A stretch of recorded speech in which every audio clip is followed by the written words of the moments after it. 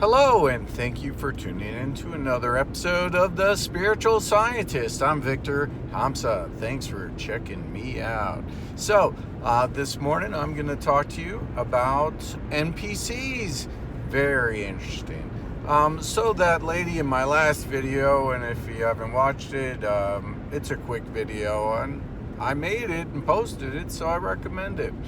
I spoke about a woman that wants a distance healing, and I go into detail about it on that video. But anyway, speaking to her yesterday again via text,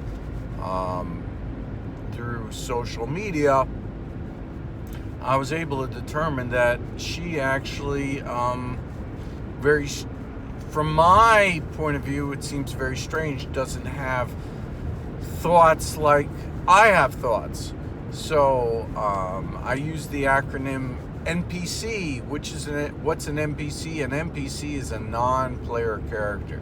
So a non-player character would be like something in a video game, where in a video game when you speak to an NPC, and then they have certain things that they say and certain things that they don't say. Whatever they're programmed to say is what they say and don't say. Now, beyond that, so I said to her, I'm trying to get her a focus and get off negative things and everything else, and I haven't given up. But one of the things that, really came through is I said, let me see, what are you thinking of right now? And she said, I don't have that. I'm not, she didn't say I'm not thinking. What she said is, I feel fear, but she has a fear of everything. So, basically of things that are dirty and things like that, OCD. But in essence, she's feeling, but she's not thinking. Like, she doesn't have thoughts. She's not thinking about, like, she doesn't. I said, well, just tell me what you're thinking of right now. I'm thinking of fear. I'm thinking of this. So I illustrated this in a video some time ago, and if you check it out, about higher dimensional thinking and what's thinking and things like that, and different dimensional thinking. Well, that's an example of two-dimensional thinking. And she's definitely a two-dimensional thinker. And nothing negative. There's people that think about two-dimensional thinking. And it's just so fascinating for me to interface and talk to somebody who is a two-dimensional thinker. Literally, a computer program. So she does not have, thoughts. She has feelings. So when she's, she could plan ahead, but she uses feelings to plan ahead. But literally, she doesn't. That's all she does is think about the future and think about the past. But she isn't in the present moment because she can't think. So it's the opposite of everything that I try to teach, is giving into fear. So when you're NPC, you just give into fear. Now the interesting thing is, I looked up in a computer program what NPCs do, and a lot of times NPCs are used as save points in a game. We're not really in a game, but what would that mean as a saved point? So, they could be used as a saved point if we are, like, in fact, a matrix type of situation, in a way that they could be used to, to save certain data points. And then in case there's a situation where you need to, back up a system. So that's one thing that, NPC is good for. So for instance, if you're a player character in a game and you're moving forward and you're moving forward and all of a sudden you die, you go back to the last NPC you were speaking with. Now that's in a video game, that's not what I'm saying, it's real life, but it's very interesting.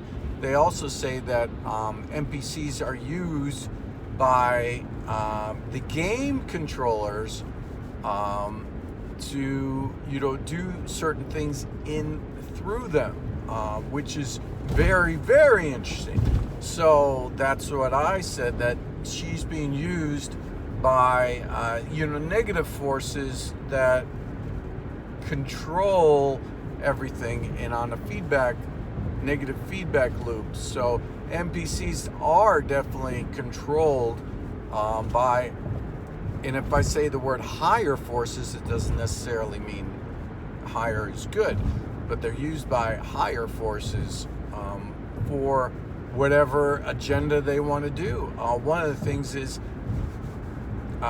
if we look at feelings as vibrational frequencies, they use the negative feeling vibrational frequencies to propagate negative frequencies, negative vibrations throughout, our environment. So they literally, program her as a feedback machine to give off the vibration of fear, to give more fear, to lower people's energy systems, to allow them to siphon off more energy. So that's what a lot of different spiritual teachers and different people say, and it's actually what I see from different point of view, that it seems to be correct. So she's in this negative feedback loop, and I'm not sure how to help her exactly. And someone said I post a little bit about it online, just see what my friends would say, and they said you have to reprogram her like she's computer. She needs reprogramming. So it's just very, very interesting that we have people that are literally two-dimensional thinking NPCs, and I'm able to talk to one. I'm trying to help her, but she's stuck in that negative feedback loop, and she just exists in feelings. So I sent her a link to this gentleman who wrote a book, who was in Auschwitz, and he was in concentration camps and how he was tortured, but he talks about in his book about two-dimensional thinking. I'm not the only one. Two-dimensional thinking and how it's used, and how people need to break through, and he gives you strategies on how to break through. So I sent her that. So it's very interesting that you can actually be aware that you're a two-dimensional thinker, and I think there's a way to break through to be a three-dimensional thinker, and so on. So two-dimensional thinkers, again, you don't really have thoughts, you have feelings. So that's why a lot of people, I believe, are out there in our environment, out there in the world, and they're two-dimensional thinkers. So you wouldn't know, speaking with them, you wouldn't know, but they'll vote a certain way because the media told them to. They'll do a certain thing because the television told them to. And there's almost no fighting that.